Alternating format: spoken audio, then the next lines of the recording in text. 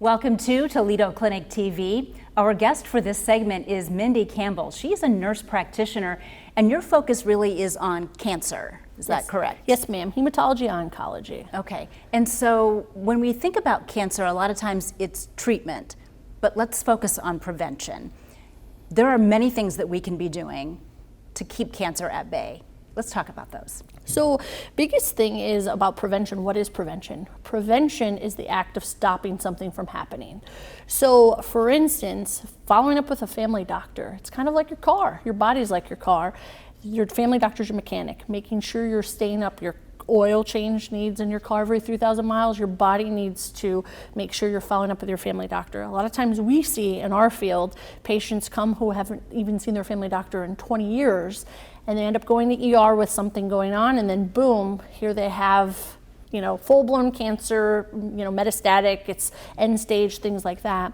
If they would have followed up with their family doctor for baseline, so women with mammograms, colonoscopies, knowing family history, those are all important factors. It seems as though the baseline age changes, so can you maybe clarify that for us? When should women start getting mammograms, and then when should everyone start getting colonoscopies? Absolutely. So just in the past 10 years at least, if not more, that age changes all the time. Yes. So it used to be 50 for a colonoscopy, then recently, probably in the past 4 or 5 years, it's now 45.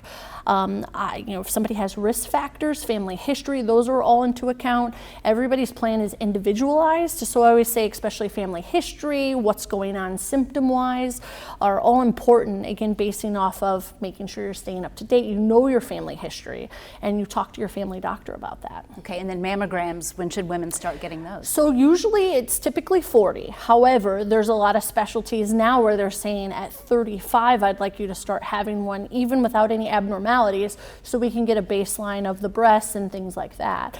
But again, some people are having mammograms in their 20s based on family history. If mom, grandma had a history of breast cancer or something along those lines. Okay, and those should be done annually? Annually, typically, yes. If somebody has a history of breast cancer, they should be done more or less with their surgeon, with us. Usually it's every year, alternating with MRIs, depending on if they have dense breasts or what exactly their history and what's going on with them. It's kind of like an individualized plan. Okay.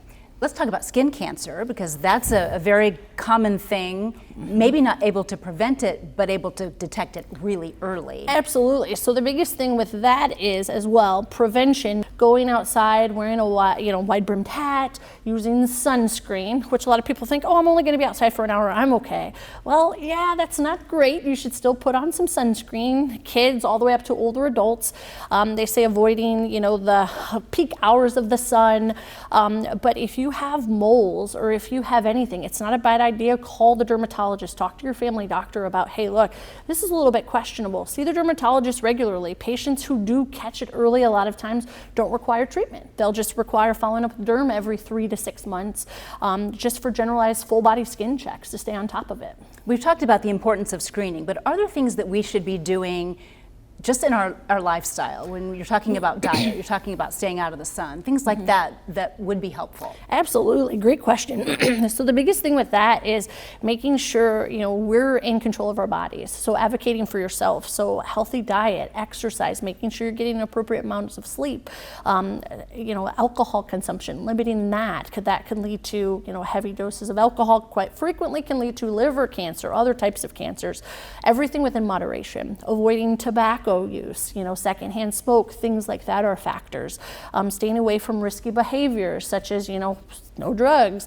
If you do, don't share needles, that kind of thing. Safe sex, practicing that. Those are all important factors that we have as individuals have control of. Okay. That's important to point out, I think. Absolutely, because a lot of times people will focus on, well, hey, they're doing it. Like back in the day, a lot of people we see, well, that was the thing to do, was to smoke. Well, you're right, but you could say no. And lung cancer is one of the biggest ones. It's one of the leading causes of cancer-related deaths. And I'm a huge advocate for that, especially because I lost my own mom to lung cancer at 49. So I'm a huge advocate for that. So making sure if somebody does have a history of smoking. Depending on how much they smoked, how long, they can get low-dose screenings for lung cancer. And talking to their family doctor, but also paying attention to close signs and symptoms are the biggest concern. Important things to keep in mind, I think, always. Maybe not focusing on them, but always in the back of your mind. Absolutely. All right. Yes, ma'am. Thank you so much. Thank you for having me.